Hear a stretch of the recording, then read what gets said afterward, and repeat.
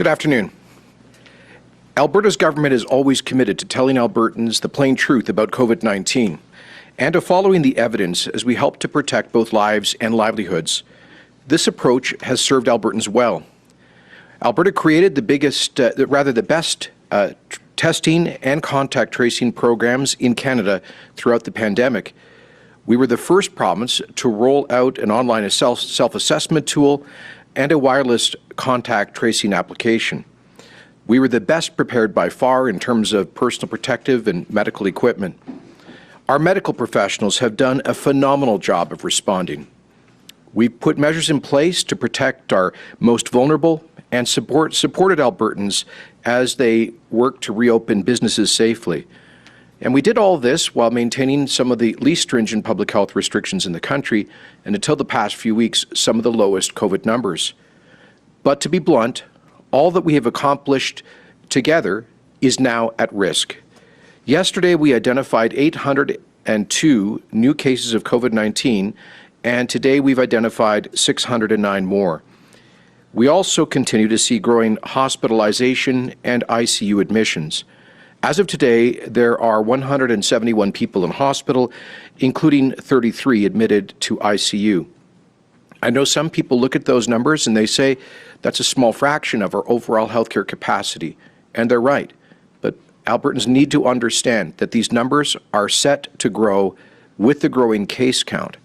And as we've had to change hospital protocols with more folks in self-isolation, as we've learned to prevent how to prevent spread within hospitals, and we're facing other challenges, we must take this very seriously, because if these numbers continue to grow at their current pace, they will put our healthcare system at risk. They will put our economy at risk and our loved ones at risk. Every Albertan needs to be concerned about these numbers. We've seen how hospitals get overrun in other jurisdictions around the world. We must not let that happen here in Alberta. This is a turning point. If we don't bend the curve down now, we'll face even tougher choices in the days ahead. But if we take smart, targeted actions and each do our part, we can continue to protect people's lives and livelihoods. As Dr. Hinshaw has said, we should not be afraid of COVID-19, but we must respect it. And it's time for us all to up our game. Our Chief Medical Officer and health officials have been closely investigating the spread of the virus, especially in Edmonton and Calgary, but right across the province. We've seen other jurisdictions implement sweeping lockdowns, indiscriminately violating people's rights and destroying livelihoods. Nobody wants that to happen here in Alberta. Alberta's government will always follow the evidence and the data based on the advice of our public health experts. The truth is that COVID-19 is being spread in part by at parties, through get-togethers and other gatherings with friends, neighbors, and extended family. We're all human, and socializing is an essential part of life. But we also have to make sure that we're socializing in the safest way possible. That's what we did this past summer. Folks went to parks instead of house parties, and we kept our cohorts or groups small and stayed home when sick. We need to do that again. For example, we are not seeing widespread transmission in restaurants. In fact, fewer than 1% of active cases in Edmonton and Calgary are linked to exposure in restaurants. That's because operators and staff have worked extremely hard to adopt the health guidance and protect the health of customers, and I want to thank them all for that. Our data indicates that it's currently safer to eat out at a restaurant at a table with no more than 6 with protections in place than to attend a private gathering at someone's home. In fact, so far in November, we see about 7% of traceable cases linked to social gatherings. We are seeing that informal social gatherings with families and friends are a major driver in spreading COVID-19. And currently about 40% of active cases in the 2 big cities are linked to household transmission or a private event. And so, acting on Dr. Hinshaw's recommendations, Alberta is taking smart steps to reduce the spread. On October 8th and 26th, we implemented targeted measures to help reduce transmission and slow the rise of cases in Edmonton and Calgary. Although we did see a slowing of case growth with some of the early voluntary measures, including here in Edmonton, it hasn't been enough to bend the curve down to where we need it to be. Cases keep rising, and these voluntary measures are simply no longer enough. The number of lab tests that come back is positive now at over 5% in North and South Zone and over 6% in Edmonton and Calgary. This is a very big increase from the 1 to 2% that we experienced through most of the summer into the early fall. No part of the province is safe from COVID-19. As of November 4th, we have 46 municipalities and 31 local geographic areas on a watch status. This includes 29 municipalities with more than 100 active cases per 100,000, twice the limit for triggering watch status. Worst of all, rising cases have now started to threaten our health system, as I've said. Hospital admissions are still at a record high in Edmonton, and they are rising in Calgary. With increasing new cases, we anticipate hospitalizations will keep growing in the next week or 10 days, with as many as 293 cases in hospital within the next few weeks if action isn't taken. This will impact everyone. It strains our healthcare system. Do not just challenge our ability to support those with COVID-19, but our ability to conduct scheduled surgeries and deliver care for other health issues that Albertans that we may have. And I want to make this point for folks who still think that we can just ignore the COVID challenge. The reality is that right now we are having to postpone and cancel non-essential surgeries, which means anxiety, suffering, and perhaps declining health conditions for Albertans. It also means that we have to move more and more people out of acute care beds who are receiving medical treatment. This is not a potential future reality. It is today's reality. And only more surgeries will have to be postponed and more people moved out of hospitals who are currently receiving medical treatment to make space for increasing COVID admissions if we don't get on top of this. So if you know somebody who's waiting for health care, somebody who's in a hospital or might need hospital care, this affects you. It affects all of us. But if we all do our part, we can help get these trends under control before we move into the Christmas season. So effective immediately, we are asking everyone in Edmonton and Calgary to stop holding social gatherings at home. These gatherings are the largest identified drivers of spread, often because people relax their guard at home. It's easier to mix and interact, of course, without the strict measures in place that exist in restaurants or other settings. Now just is not the time to host parties or large extended family dinners. Until cases slow, we must press pause on hosting any gatherings involving people outside your core family or immediate household.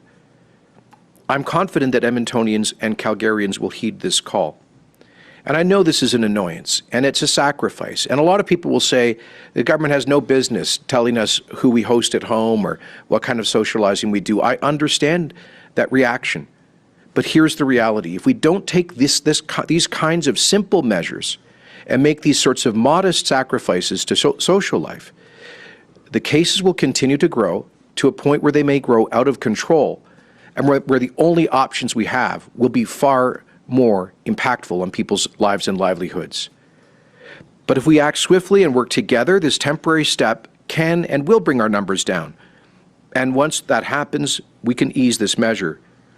COVID-19 is not just a problem in the two big cities. We're also seeing rate increases in other communities, especially many of the ones surrounding the two metropolitan areas. Some people are even beginning to move their social gatherings to surrounding communities to avoid the 15-person event limit.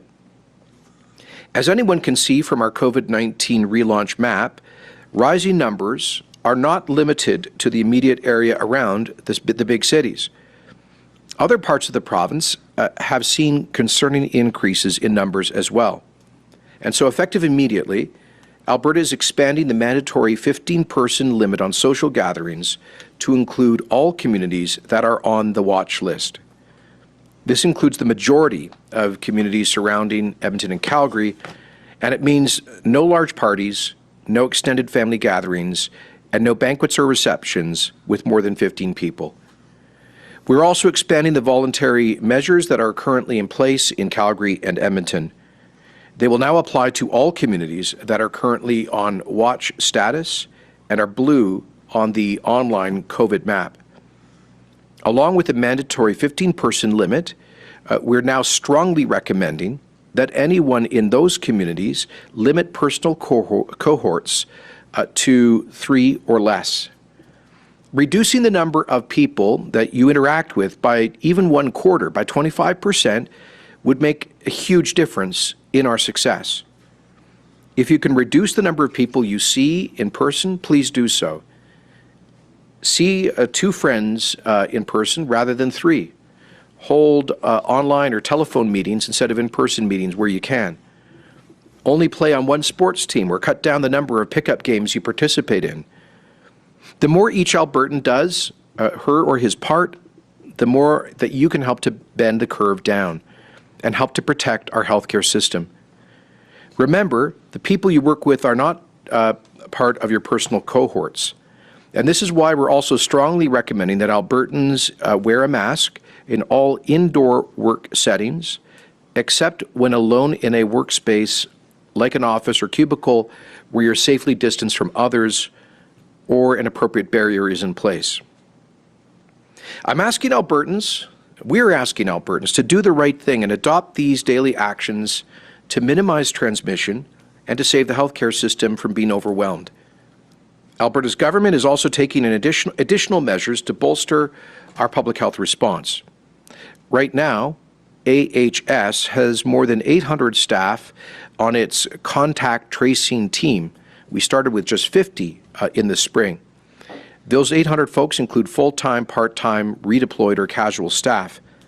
And AHS is prioritizing the hiring of approximately 380 additional staff as quickly as possible, bringing us to more than 1,100 projected contact tracing staff. As another step to support our hardworking contact tracers, we're asking all Albertans to download Alberta's contact tracing app, AB Trace Together. In May, we launched this, the first and still the only contact tracing app in Canada. At the time of launch, there were some technical challenges, but I'm pleased to say that those have been completely addressed. AB Trace Together is also directly integrated into Alberta's contact tracing system, unlike the federal app, making it a much more effective tool for reducing the spread of COVID-19. Alberta will not currently adopt the federal COVID alert app because a condition of doing so would be turning off the Alberta Trace Together app, which is a key part of our contact tracing system. And we will not do so precisely because the federal app is not a contact tracing app. Now, this has nothing to do with one being federal or one being provincial. AB Trace Together is, from our view, simply a better and more effective public health tool. It enables health officials directly to engage with those at risk, ensure positive COVID-19 cases and their close contacts isolate, and work to identify anyone else who may be exposed quickly and efficiently. Alberta's app was updated in September, addressing the Information and Privacy Commissioner's concerns and allowing it to run in the background on all devices, including Apple products. So I strongly recommend that all Albertans do their part and download the app to help protect themselves and those around them. We have committed to being as transparent as possible with Albertans. As cases rise, so too does the need to communicate the spread that we are seeing as frequently as possible. And so we'll be shifting back to daily reporting of case numbers starting this weekend. I know we've been having some technical problems with the new platform for aggregating and reporting COVID data, which are being corrected. We are taking action and following the evidence to help reverse the trends that we are seeing. And the bottom line is this: we all must do our part. Our collective action is crucial to limiting the spread of the virus and keeping our schools and our economy safe and open. We can keep kids in school, we can keep businesses open, we can keep people employed, and we can preserve lives and livelihoods, but we must all make trade-offs, compromises, and sacrifices. There are no magic solutions to this pandemic, as we can see all across the world. There's just hard work, sacrifice, and common sense. We have the power to keep COVID-19 from threatening our health system and to overcome the challenges that lie ahead. We all have a personal responsibility as parents, friends, neighbors, co-workers, to follow the public health guidance in every area of our lives. The actions we take now can help us to further bend the curve before Christmas. It's on all of us to rise to the challenge as Alberta does best, and as we've always done so many times. We can continue to lead the way as the freest province in the country if we all do it together.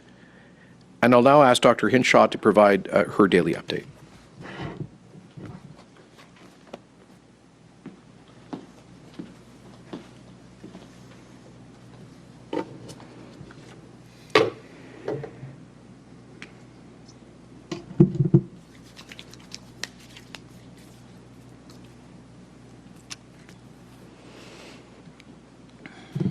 Thank you, Premier, and good afternoon.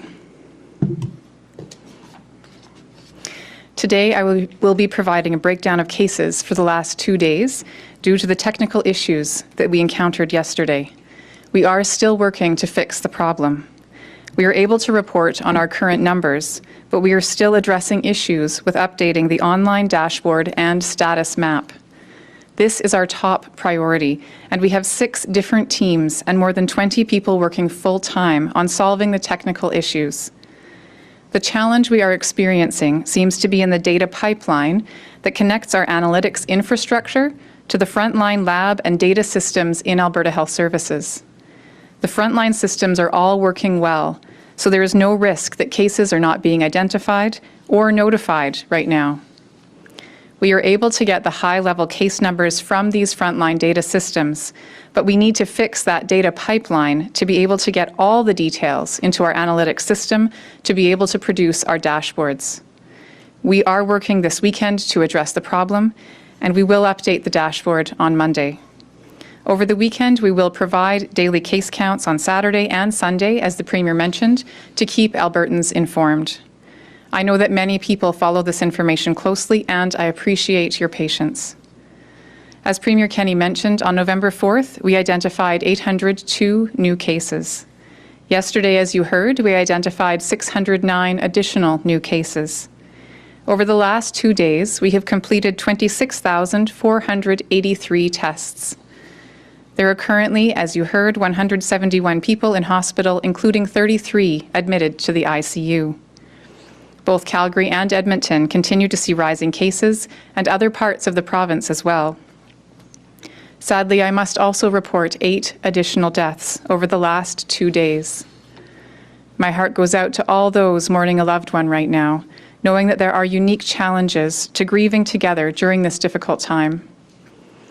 I am concerned about the rising case numbers, and as I have said before, the cases we are seeing in schools, in hospitals, and in continuing care facilities are largely a reflection of the transmission that is going on in our communities.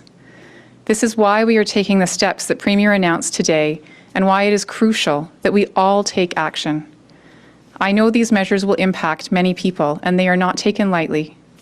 For those whose wedding receptions, family gatherings, or birthday parties may be impacted, I am sorry for the challenge this change will bring.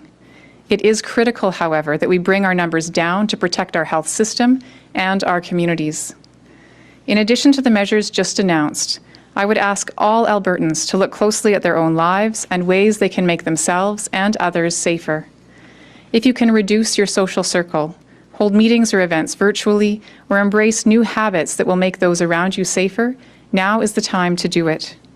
It will take all of us working together and being as careful as possible to reverse this trend. But it is possible. It has been a challenging year, but one thing remains true. We are in this together, and we are strongest together. Thank you, and we will now be happy to answer any questions you may have. Before we get started, I'd like to remind media on the line that we have a lot of you waiting in the queue, so please limit yourself to one question. Operator, can you please put through the first caller? Yes, first question is Don Braid with the Calgary Herald. Go ahead, Don.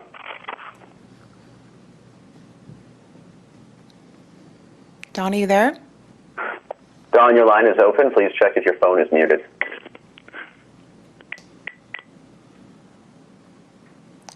Okay, let's move on. Operator, can you please put through the next caller? Sorry, I just turned up here. It's Don. Was that for Don Braid? Go ahead, Yes, Don. you're still connected, Don. Please go ahead.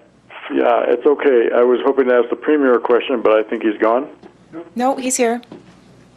Well, yes, okay, I would ask him a question. It's not really pertinent. I'm sure lots of others are waiting in line. So look, I'll drop out a line because this is not a related question. So why don't we start the line again? Okay. Okay, our next question is Safe Kaiser with 660. Go ahead, Safe.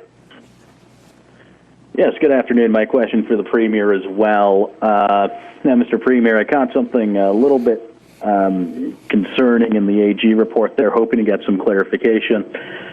When you were asked about, just to get some context, when you were asked about what a Biden presidency would mean to Alberta, Keystone XL, and the economy, you said that loan guarantees wouldn't go into effect until spring 2021, and none of that over $5 billion USD would actually be in jeopardy.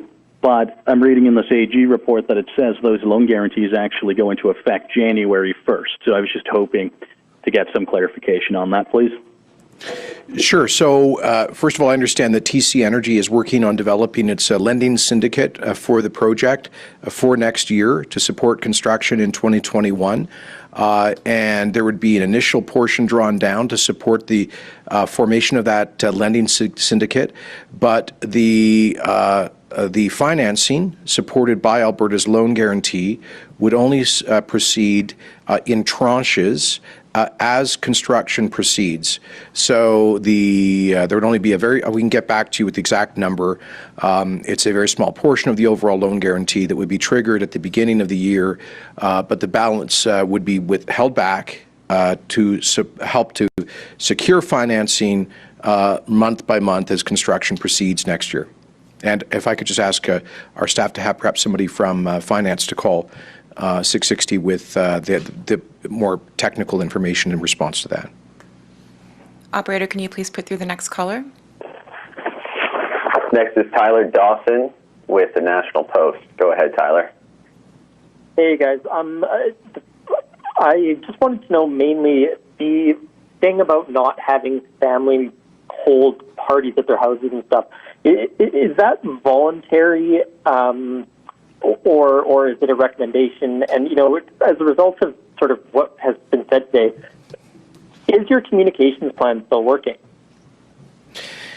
Well, it's voluntary. This is a strong request that Albertans in Edmonton and Calgary stop holding social gatherings at their homes, that they just keep to their core family group at home.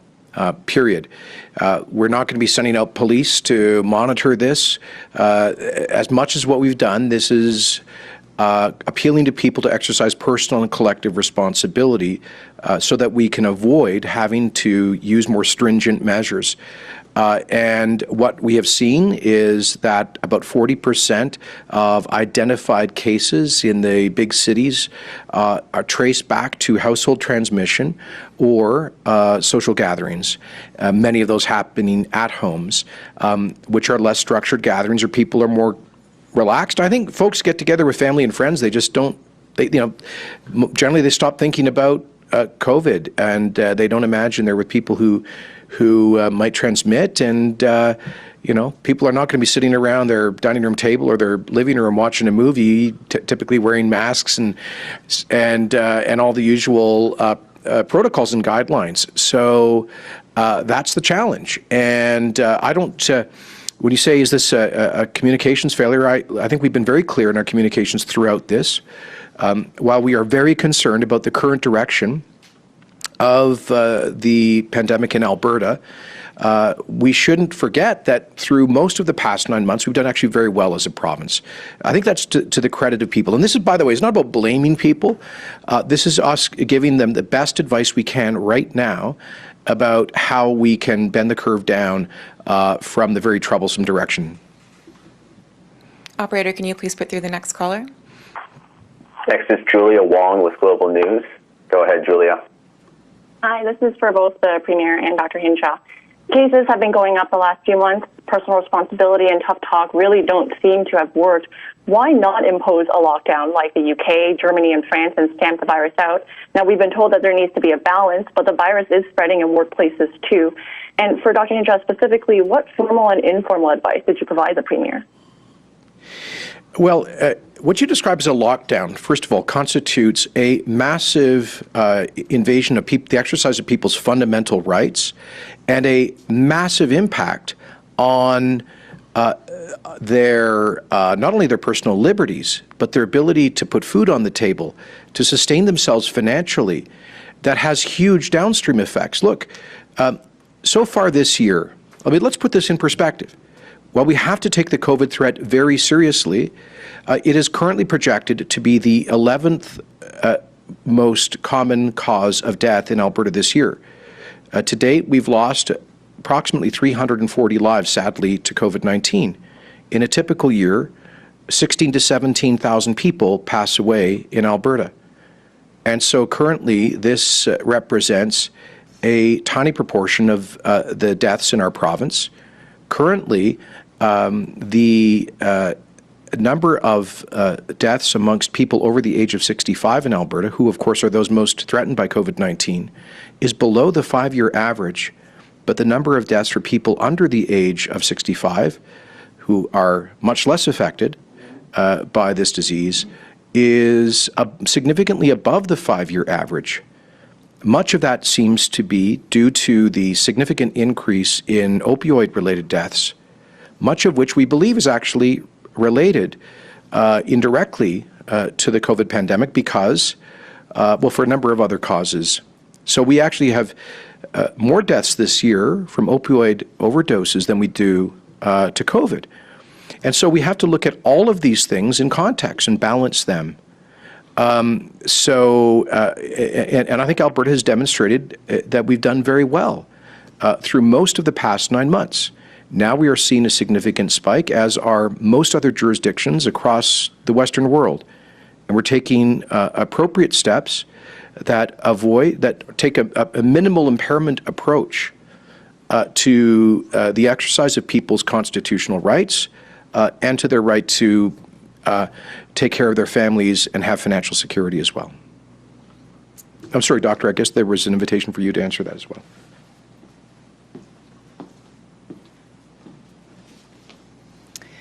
Thank you. Yes. So the question about my advice has always been based on the fact that I'm responsible not just for protecting Albertans from COVID-19, advice about that, but advice regarding the overall health of Albertans.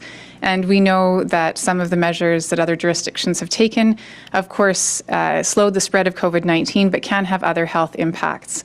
And so the advice that I have provided has always been to consider both the impacts of COVID and the impacts of restrictions.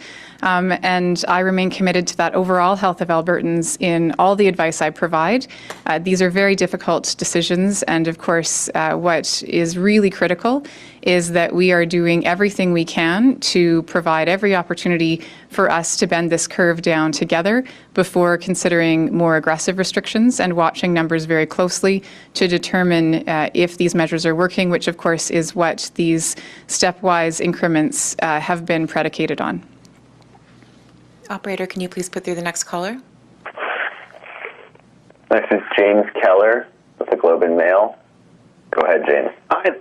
Hi there. A question for the Premier. How do you think Albertans are doing so far when it comes to exercising that personal responsibility, when we know that so many people have been going to work, shopping, or attending parties, even when they're sick?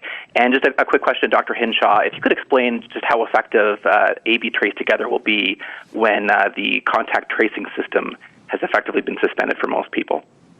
So on the first question, I think Albertans have done admirably well through most of the past long 9 months.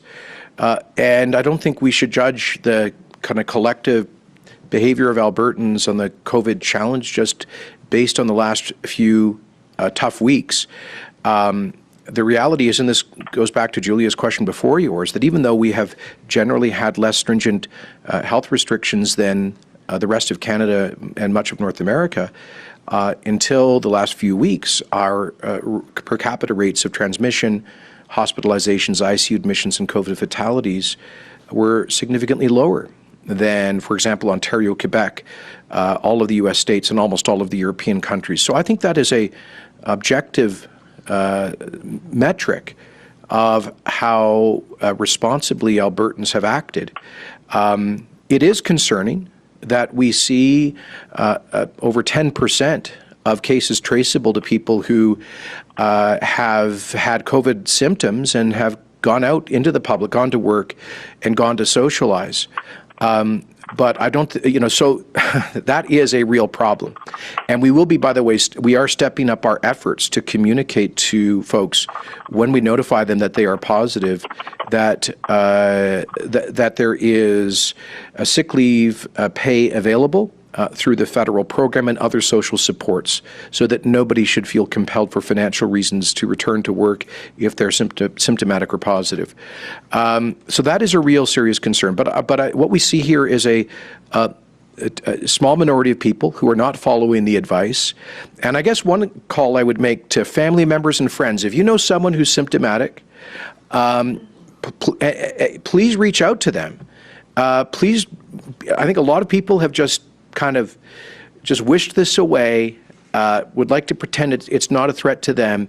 Please, everybody has a role to play, not in calling up the police and ratting people out, but just personally intervening on a friendly basis to say, hey, if you feel like you've got the cold, you should really go home and get tested.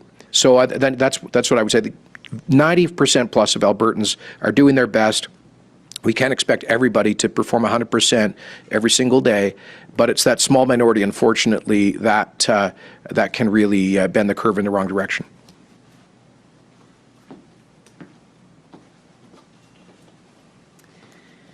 With respect to the AB Trace Together app, so I just want to reiterate how the app works and the current status of contact tracing.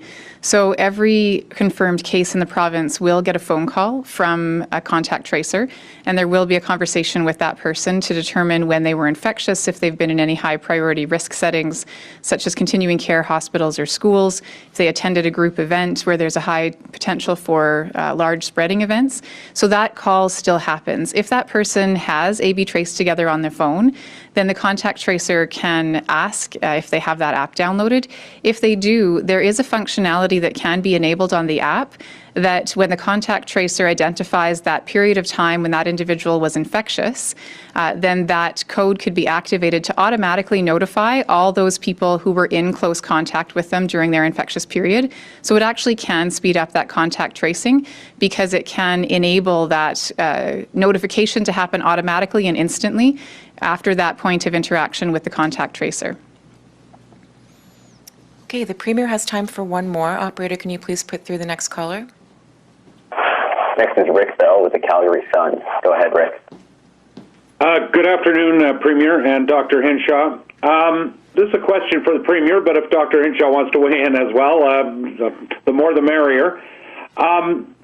Every day that I've tuned in to these updates, there's been asked at least once, and sometimes oftentimes, why not impose a lockdown?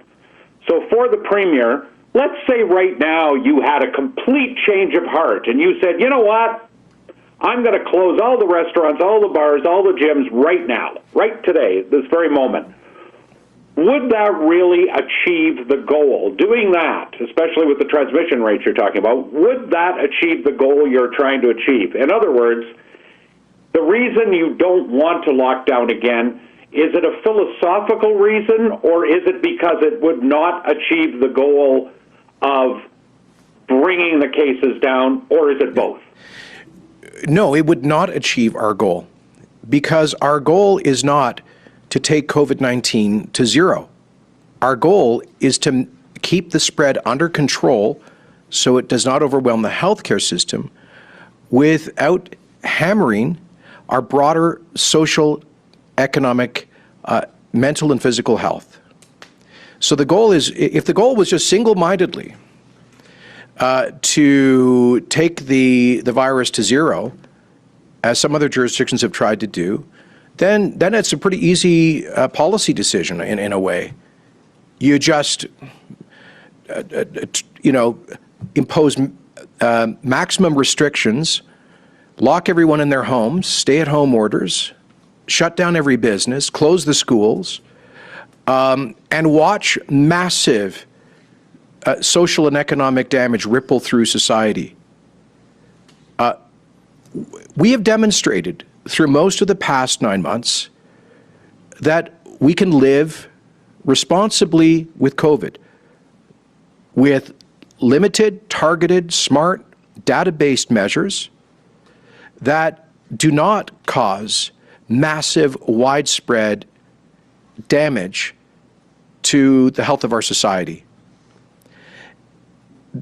We need to get back to that, which is where we were through most of March through October. That's our goal. We do not think it's realistic that the cost to people's lives and livelihoods of trying to go to zero until there's a vaccine, and we don't know when that would simply be unacceptable in our view. That's not a question of ideology. We're following data. We're following evidence. So people who are hounding us to shut down restaurants, why? Because they want to, quote, do something? When our data indicates that 0.7% of identifiable transmission has occurred in restaurants and similar businesses. So what we're doing today is we're focusing on an area of much more significant transmission in a much less structured environment, which is at-home social gatherings and social gatherings more generally. So our approach will continue to be informed by the data and by balancing the COVID concern with other broader social, economic, and health concerns. Having said that, I've been clear, Rick, from the get-go, that as much as I believe Albertans want to maintain what I call responsible freedom in all of this, if folks don't respond to the kind of voluntary measures we're calling on today in Calgary and Edmonton, no more at-home parties, for example, if they don't respond, we will have no choice but to bring in more stringent measures. I don't want to do that. And finally, let me just say, I'm sure people who call for, quotes, lockdowns are well-intentioned. But I would ask them to be compassionate for the people who are barely hanging on to the, for example, restaurateurs whose life savings are tied up in those businesses that are barely surviving today. I'll just focus on that industry. 15,000 restaurants in Alberta employing over 200,000 people, many of them people with modest incomes. And to say, you know, in sort of an excess of caution, even though it's not supported by the data, we're going to shut them all down as we go into the Christmas season. Usually they're the only season in which their best season of the year, without that being supported by the data. What happens to those folks? When they lose their life savings, when they lose their jobs, when they lose their incomes, what happens to their mental and emotional health? So I would just say to those folks, we will continue to stick to our goal, and we just ask Albertans to help us do that so we can get back to where we were earlier in the year. And with that, I'm afraid I have to run, but I think, Doctor, maybe you could take a couple more questions? Okay, thank you. Dr. Hinshaw can take 2 more questions. Operator, can you please put through the next caller? Next is Janet French with CBC. Go ahead, Janet. Hi there. I'm sorry, my question was for the Premier. So I don't have any for Dr. Henshaw at this moment. Okay, thanks, Janet. Operator, can you please put through the next caller? Yes, next is Jeremy Thompson with CTV Edmonton. Go ahead, Jeremy. No, I'm sorry. Same goes for me. I did have one quick question for you, Dr. Hinshaw. Perhaps I missed it, but would you be able to repeat today's case numbers? Sure. So the numbers for the last 24 hours, so yesterday's new case count was 609 new cases yesterday. The day before was 802. Thank you. Operator, can you please put through the final caller?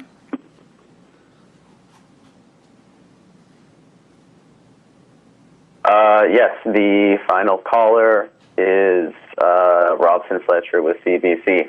Go ahead, Rob. Hi, Dr. Hinshaw. I actually did have a question for you, so this works out well.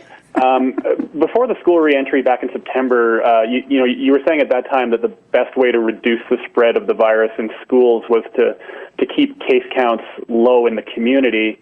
Now, a couple months later, I've seen people in other jurisdictions, some researchers in different provinces and elsewhere in the world, looking more at schools as a potential driver of the recent surges that have been seen in other areas. So I'm wondering what your sense is of that in Alberta. How much are schools and the resumption of other activities for school-age kids driving the spread in the community as a whole now? It's a really good question, and of course we have had a number of schools with exposures and a number of schools with outbreaks. A couple of weeks ago, I had asked the team to look of all the cases in school-aged children starting in September up to mid-October.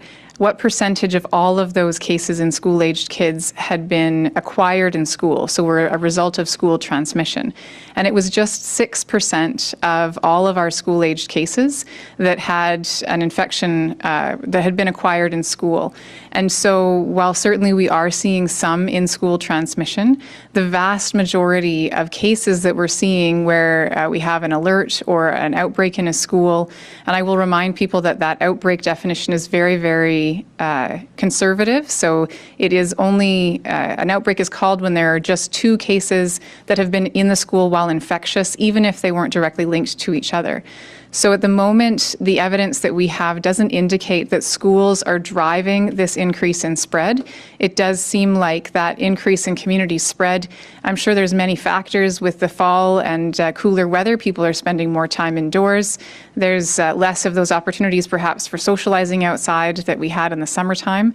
And of course, there are other activities that start up in the fall. In addition to school, there's other recreational type activities that people are engaging in. So I do not see evidence in Alberta of schools driving that increase in community transmission. It does seem to be the reverse, with community transmission causing increased pressure in schools and more cases, unfortunately, showing up at school while infectious. Okay, that concludes today's Q&A. Dr. Hinshaw will be back with another update on Monday afternoon. Thanks very much.